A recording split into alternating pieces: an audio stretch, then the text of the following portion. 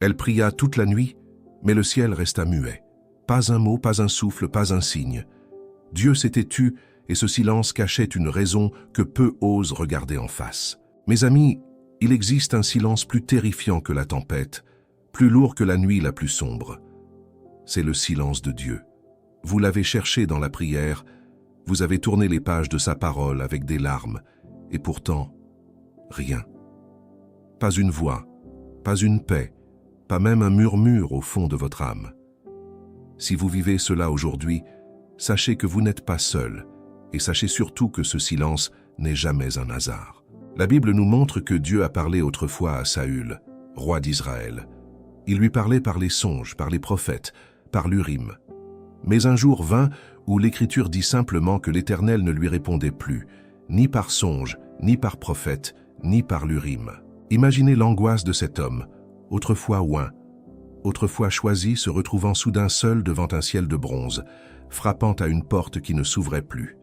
Il courut jusqu'à une femme qui pratiquait la divination, cherchant ailleurs ce qu'il refusait de chercher dans l'humilité devant Dieu. Voilà où mène souvent un cœur qui n'a pas su reconnaître son propre éloignement. Il cherche des réponses partout, sauf là où elles se trouvent vraiment. Ce n'est pas Dieu qui avait changé.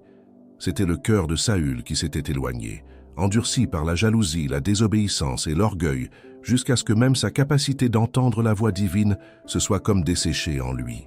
Voilà la première vérité que je dois vous dire avec toute la tendresse de mon cœur pastoral.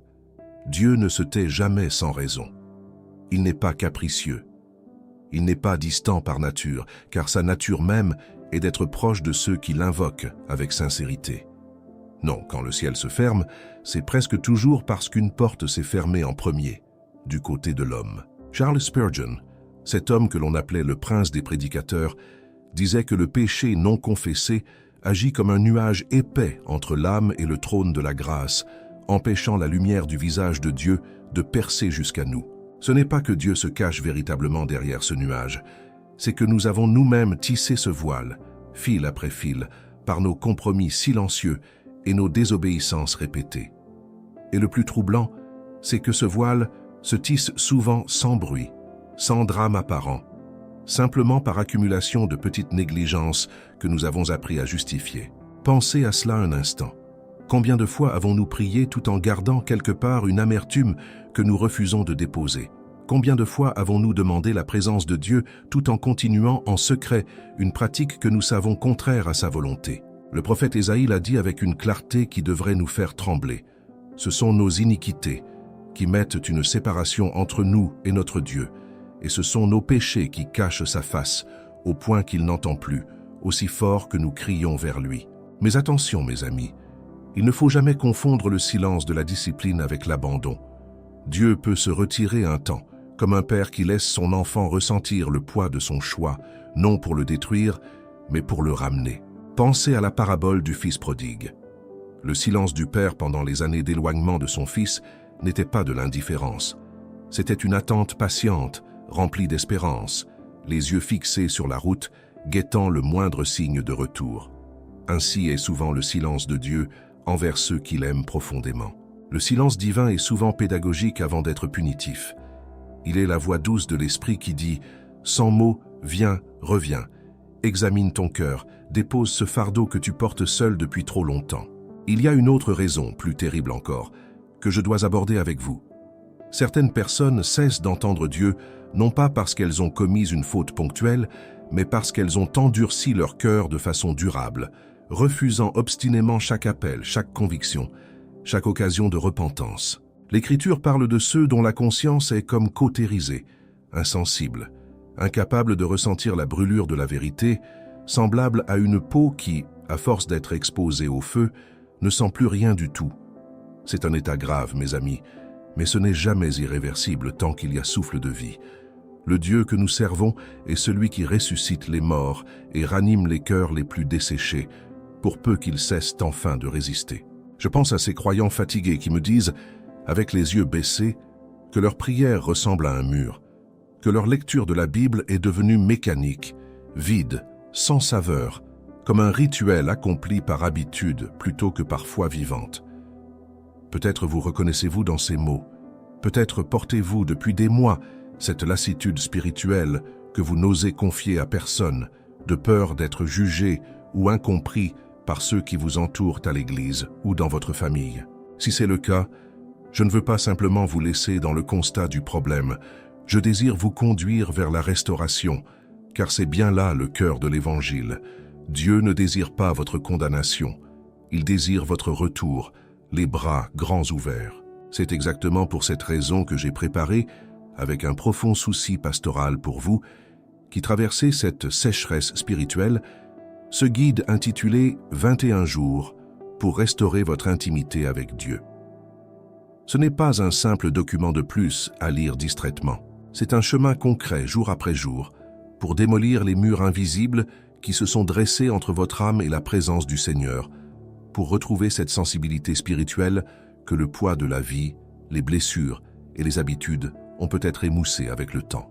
Si votre cœur soupire après une prière vivante plutôt que mécanique, si vous voulez à nouveau sentir la proximité de Dieu et non seulement réciter des mots vides, je vous encourage à acquérir ce guide dès aujourd'hui grâce au lien épinglé dans le tout premier commentaire de cette vidéo.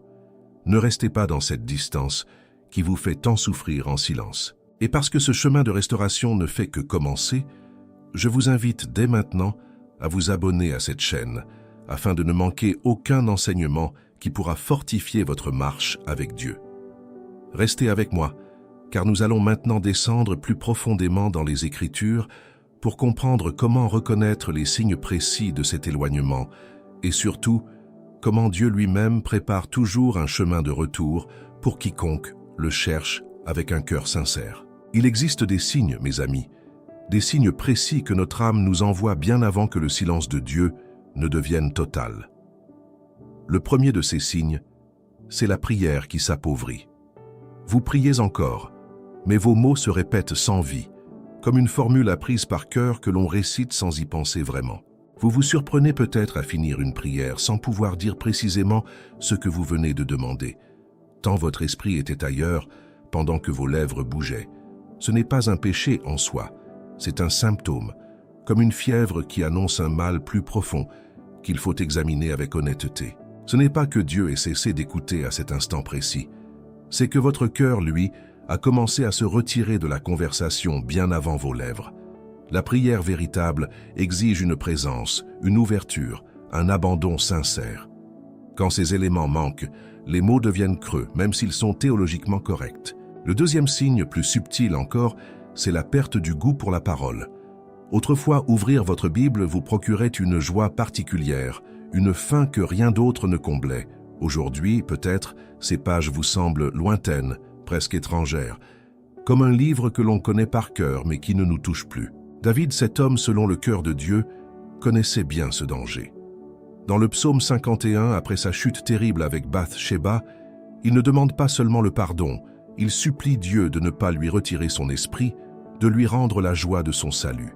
Il savait que le péché non traité pouvait éteindre en lui cette sensibilité spirituelle qu'il avait connue enfant, berger dans les collines de Bethléem, seul avec ses brebis et son Dieu, composant déjà des chants de louanges sous les étoiles. Le troisième signe, c'est l'irritabilité spirituelle, cette tendance à s'agacer facilement des choses de Dieu, à trouver les sermons trop longs, les cantiques ennuyeux, les frères et sœurs pesants. Quand l'âme s'éloigne de la source, elle devient sèche, et une âme sèche s'irrite plus vite qu'une âme abreuvée. Il y a aussi ce quatrième signe que peu de gens osent nommer. La comparaison constante avec les autres croyants, ce besoin de juger la spiritualité d'autrui pour éviter de regarder la sienne. C'est souvent un mécanisme de défense, une façon de détourner le regard de notre propre distance envers Dieu en pointant du doigt celle des autres. Mais je veux vous rassurer immédiatement, car ce n'est pas mon désir de vous laisser dans la culpabilité. Ces signes ne sont pas des sentences de mort spirituelle. Ce sont des alarmes, des cloches d'avertissement, placées là précisément pour que vous puissiez agir avant que le silence ne s'installe complètement et durablement dans votre vie. Regardons maintenant comment Dieu, dans sa fidélité, prépare toujours un chemin de retour. Le prophète Osée nous offre une image bouleversante à ce sujet. Dieu, parlant d'Israël infidèle, dit qu'il va l'attirer, la conduire au désert, et là, parler à son cœur. Remarquez bien ceci, C'est Dieu qui prend l'initiative du retour, même envers un peuple qui s'était détourné vers d'autres dieux. Le désert, dans l'Écriture, n'est jamais un lieu de punition pure. C'est un lieu de dépouillement où les distractions tombent, où l'âme, privée de ses appuis habituels, redevient capable d'entendre ce qu'elle avait oublié écouter. Peut-être traversez-vous aujourd'hui votre propre désert, une saison difficile, une épreuve que vous ne comprenez pas encore, un silence médical, une solitude inattendue, une porte qui s'est fermée sans explication. Ne cherchez pas uniquement à en sortir au plus vite. Cherchez d'abord ce que Dieu veut vous y dire, car chaque désert porte en lui une parole cachée, destinée à votre cœur seul. Un autre chemin de retour, c'est la conviction du Saint-Esprit. Cette gêne intérieure, ce malaise que vous ressentez parfois face à un comportement, une pensée, une habitude, n'est pas un accident psychologique. C'est souvent l'esprit qui frappe doucement à la porte de votre conscience, refusant de vous laisser confortable dans ce qui vous éloigne de Dieu. Beaucoup de gens confondent cette conviction avec de la culpabilité toxique et cherchent à l'étouffer plutôt qu'à l'écouter. Mais la conviction du Saint-Esprit, contrairement à la honte qui paralyse, pousse toujours vers la vie, vers la restauration, vers Dieu lui-même, jamais vers le désespoir. Il y a également ce que j'appellerais le chemin des circonstances. Combien de fois Dieu a-t-il utilisé une épreuve, une perte, une maladie, un échec, pour ramener un cœur endurci vers lui? Ce n'est pas que Dieu envoie systématiquement la souffrance pour punir, mais il sait, dans sa sagesse infinie, se servir même de nos douleurs les plus profondes pour réveiller en nous la soif de sa présence. Pensez au Fils prodigue, cette parabole que je mentionnais déjà. C'est au fond de sa misère, affamé, entouré de porcs, qu'il gardait pour survivre, que le texte dit qu'il rentra en lui-même.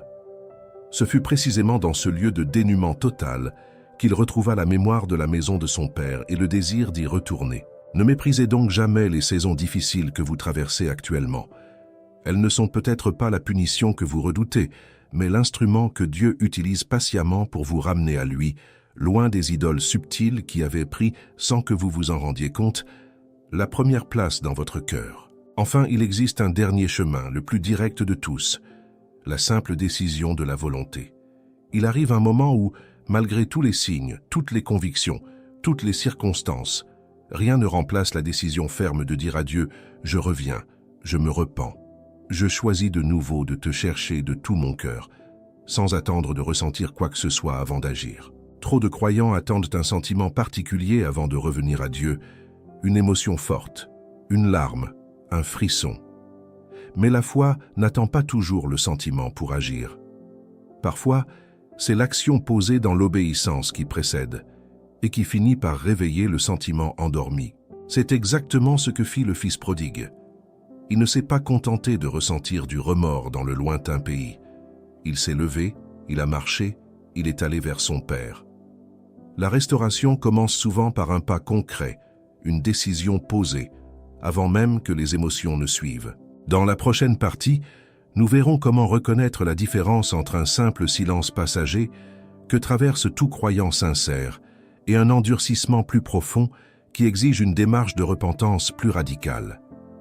Car il est essentiel, mes amis, de ne pas soigner de la même manière une saison sèche et une racine d'amertume enfouie depuis des années. Comment distinguer alors un simple passage à vide d'un endurcissement plus profond de l'âme? C'est une question essentielle, car le remède n'est pas identique dans les deux cas, et se tromper de diagnostic peut retarder votre guérison spirituelle pendant des années, parfois même toute une vie. Le silence passager, celui que traverse tout croyant sincère de temps à autre dans sa marche avec Dieu, se reconnaît d'abord à un signe précis, la souffrance qu'il provoque. Si l'absence de Dieu vous fait mal, si elle vous manque, si vous pleurez de ne plus sentir sa présence comme autrefois, c'est déjà en soi une preuve que votre cœur n'est pas endurci. Un cœur véritablement endurci ne souffre plus de l'absence de Dieu, il s'en accommode, il finit même par ne plus la remarquer. Job, cet homme frappé par des épreuves que nous avons du mal à imaginer, criait vers Dieu sans obtenir de réponse immédiate. Il disait avec une honnêteté bouleversante qu'il allait en avant, mais Dieu n'était pas là, et en arrière, sans pouvoir le discerner. Pourtant, ce cri même prouve que Job n'était pas endurci. Un homme endurci ne crie pas vers un Dieu qu'il a cessé de chercher. La douleur de l'absence est, paradoxalement, la preuve que le lien n'est pas rompu, seulement tendu, comme une corde que l'on croit sur le point de céder, mais qui tient encore. L'endurcissement véritable se manifeste différemment. Il se caractérise par une indifférence croissante, une capacité à pécher sans remords, une facilité déconcertante à justifier ce que l'on savait autrefois condamnable. C'est un glissement progressif, presque toujours invisible à celui qui le vit, car l'endurcissement par nature aveugle celui qu'il touche sur sa propre condition, lui faisant croire que tout va bien, alors même que l'essentiel s'efface silencieusement. Pharaon, roi d'Égypte, illustre ce processus de manière saisissante. Au début, c'est lui-même qui endurcit son cœur, refusant obstinément de laisser partir le peuple d'Israël, malgré les signes évidents de la puissance divine. Puis, à mesure que les refus s'accumulent, l'Écriture nous dit que c'est Dieu lui-même qui endurcit ce cœur déjà résolu dans son refus. Ce n'est pas une contradiction, mes amis, c'est une loi spirituelle terrible. À force de refuser la lumière, on finit par en perdre la capacité même de la voir. Ce texte nous avertit avec une gravité particulière. Il existe un point où le cœur humain, par ses refus répétés, ses excuses accumulées, ses compromis tolérés jour après jour, franchit une frontière invisible. Ce n'est jamais Dieu qui ferme cette porte en premier. C'est toujours l'homme, par son insistance obstinée à dire non, qui finit par se retrouver enfermé dans son propre refus. Comment savoir alors où vous en êtes réellement? Voici quelques questions que je vous invite à poser honnêtement à votre âme, dans le secret, loin de tout regard humain. Ressentez-vous encore une conviction lorsque vous péchez, même légère, même fugace? Ressentez-vous encore un désir, même faible, de vous rapprocher de Dieu, même si vous ne savez plus comment faire? Ressentez-vous encore une tristesse authentique face à votre propre état spirituel? Si vous répondez oui, même timidement à ces questions, sachez que vous n'êtes pas dans un endurcissement définitif. Vous traversez une saison sèche, difficile, peut-être longue, mais votre cœur reste vivant, sensible, capable de restauration. La sécheresse n'est pas la mort. Un arbre en hiver semble mort, dépouillé, sans fruit apparent, et pourtant la vie continue de circuler secrètement dans ses racines, attendant simplement le printemps pour se manifester à nouveau.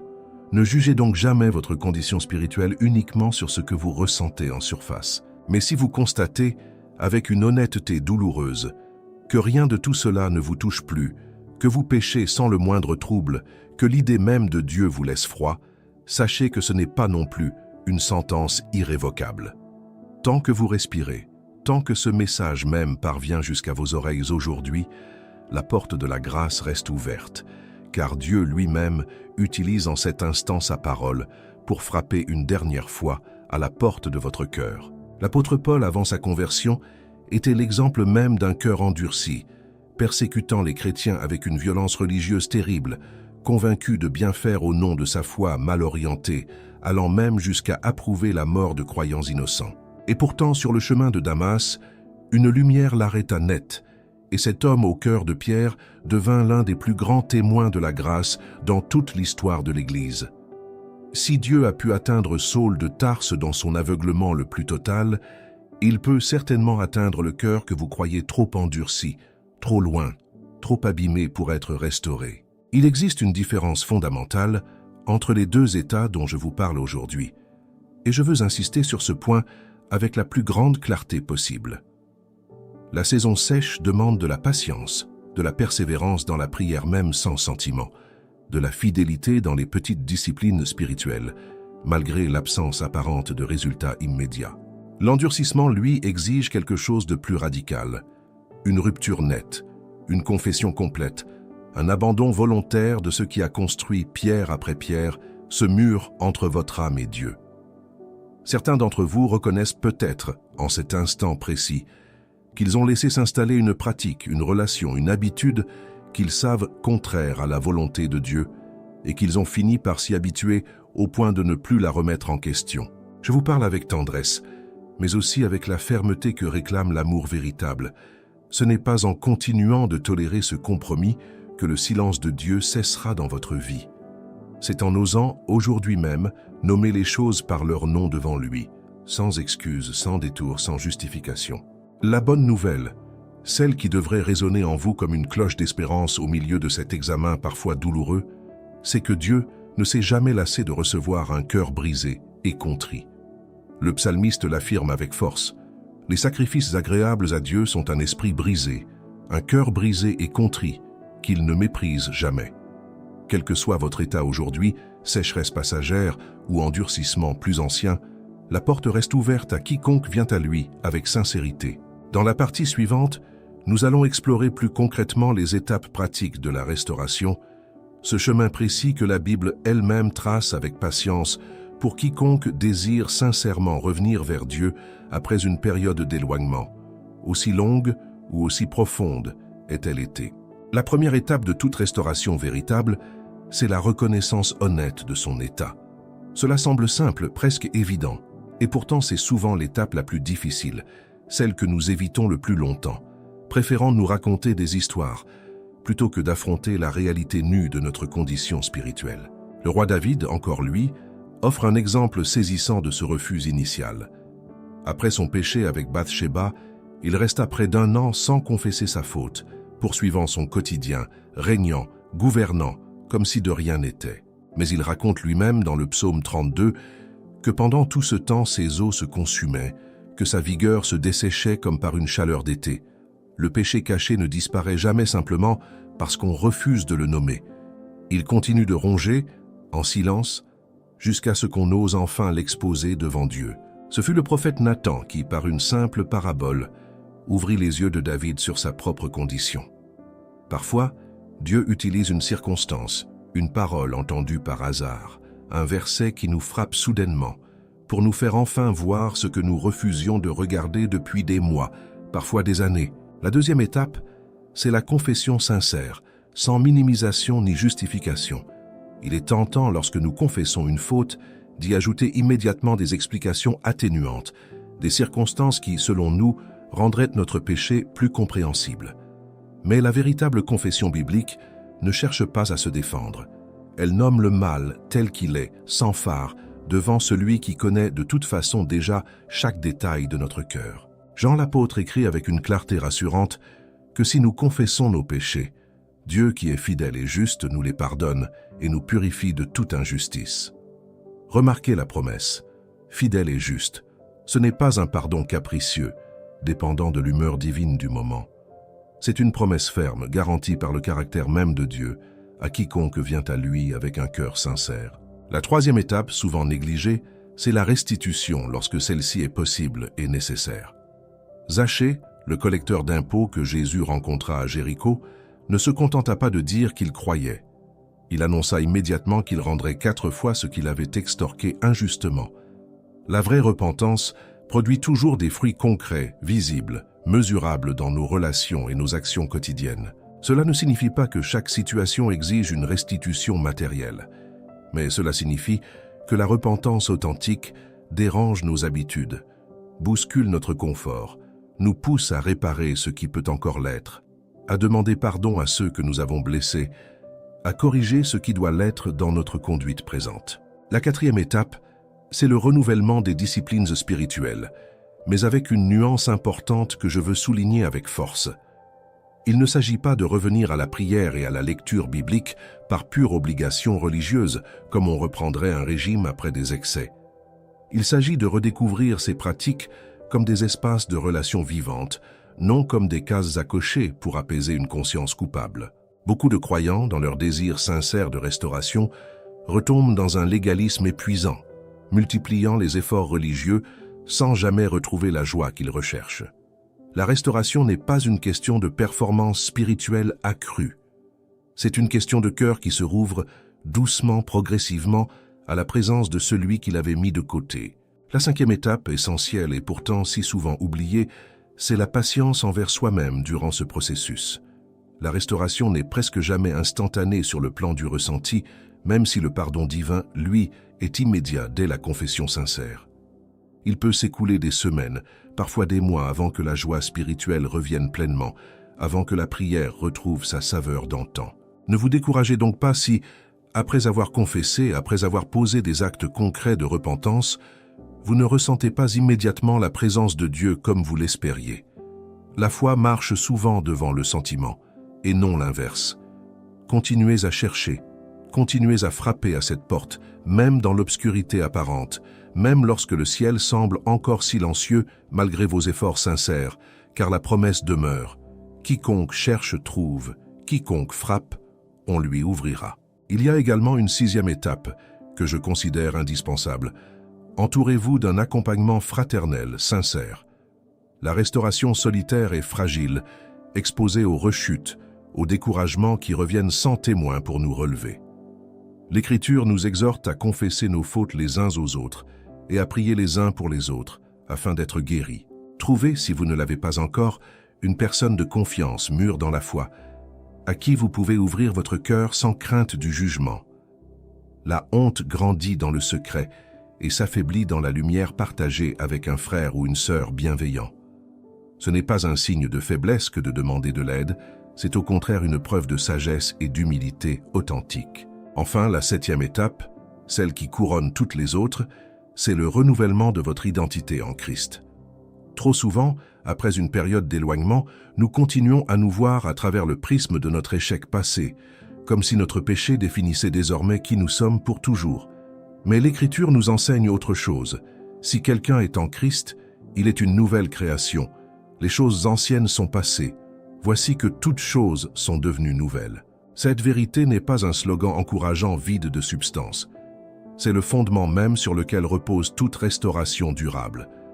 Tant que vous vous percevez uniquement comme celui ou celle qui a échoué, qui s'est éloigné, qui a déçu Dieu, vous resterez prisonnier de cette identité blessée, incapable d'avancer véritablement.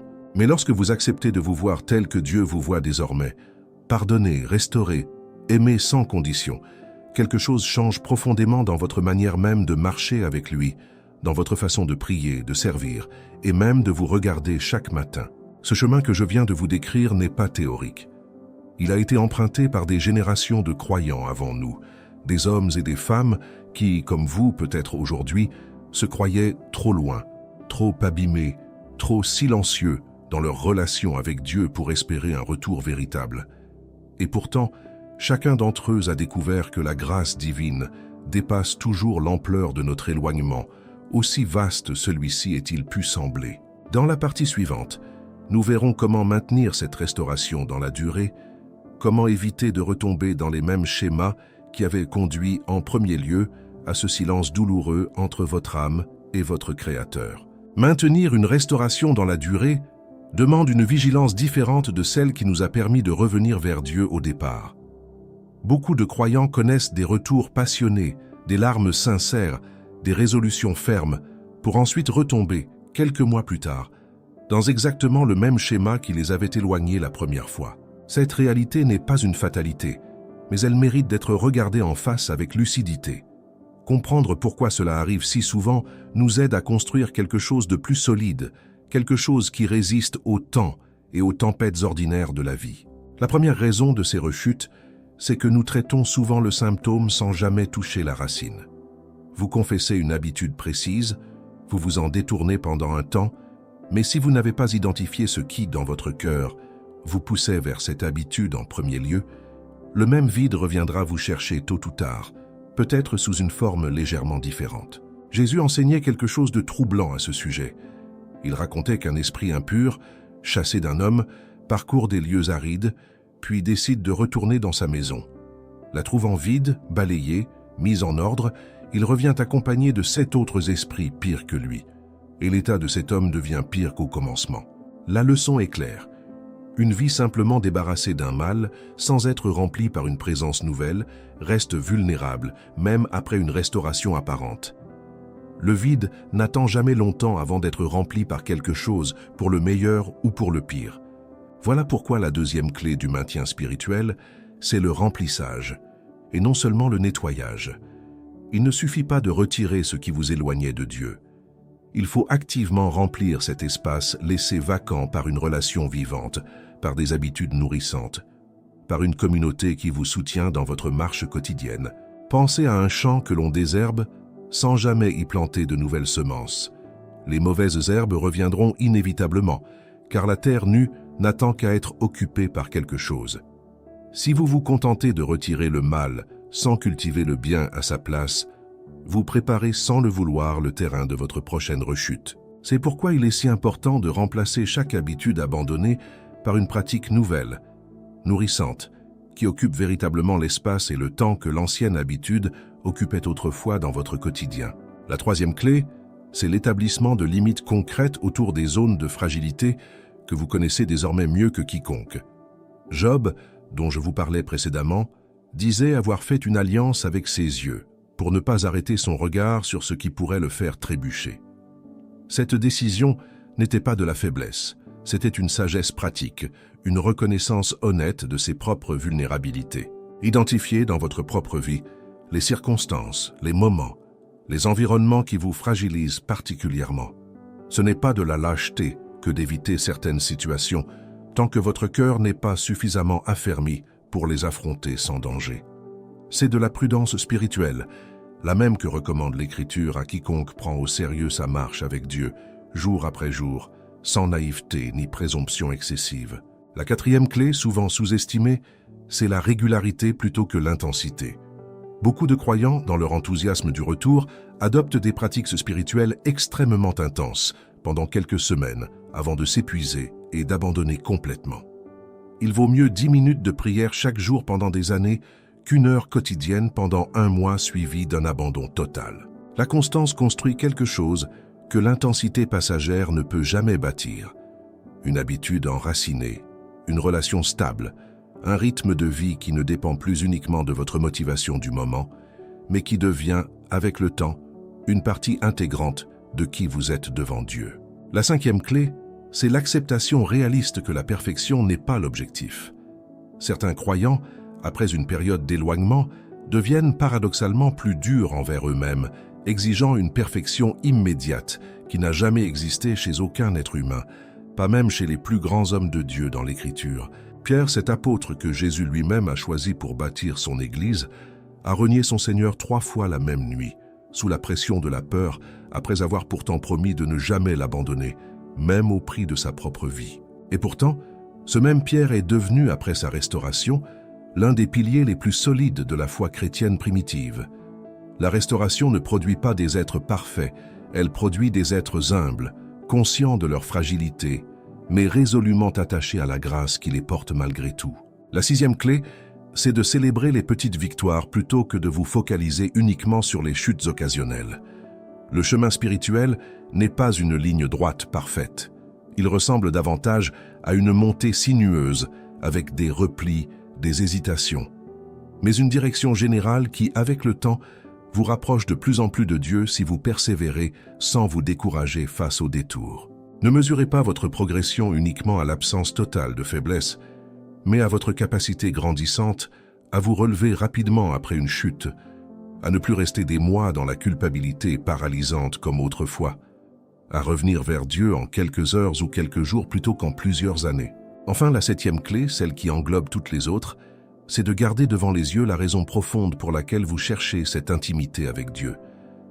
Ce n'est pas simplement pour éviter la culpabilité, ni pour cocher une case religieuse. C'est parce qu'une âme faite pour la communion avec son Créateur ne trouve jamais de repos véritable ailleurs, quelles que soient les substitutions qu'elle essaie. Augustin, ce grand penseur de l'Église ancienne, disait avec une profondeur remarquable que notre cœur est sans repos tant qu'il ne trouve pas son repos en Dieu. Toutes les tentatives que nous faisons pour combler ce vide par autre chose, le travail, les relations, les distractions, finissent toujours par échouer, car rien ni personne d'autre n'a été conçu pour occuper cette place précise dans notre âme. Vous pouvez essayer 1000 substituts différents au fil des années, mais aucun ne comblera jamais ce que seule la présence vivante de Dieu peut réellement satisfaire dans les profondeurs de votre être. Nous arrivons maintenant au terme de ce message, mais pas au terme de votre chemin. Ce que je désire pour vous plus que tout, c'est que ce silence dont nous avons parlé aujourd'hui ne soit plus qu'un souvenir, une saison traversée, dépassée, transformée en témoignage de la fidélité de Dieu envers vous. Mes amis, si ce message a touché une corde sensible en vous aujourd'hui, si vous sentez que Dieu vous appelle à sortir de ce silence pour retrouver une intimité vivante avec lui, ne remettez pas ce pas à demain. C'est précisément pour vous accompagner sur ce chemin que j'ai préparé le guide 21 jours pour restaurer votre intimité avec Dieu. Acquérez-le dès aujourd'hui grâce au lien épinglé dans le premier commentaire et laissez ces 21 jours transformer votre marche spirituelle. Merci d'avoir passé ce moment avec moi. Abonnez-vous à cette chaîne, likez cette vidéo, dites-moi en commentaire ce qui vous a le plus parlé et retrouvez-moi très bientôt pour un nouveau message qui apparaît juste là, à l'écran.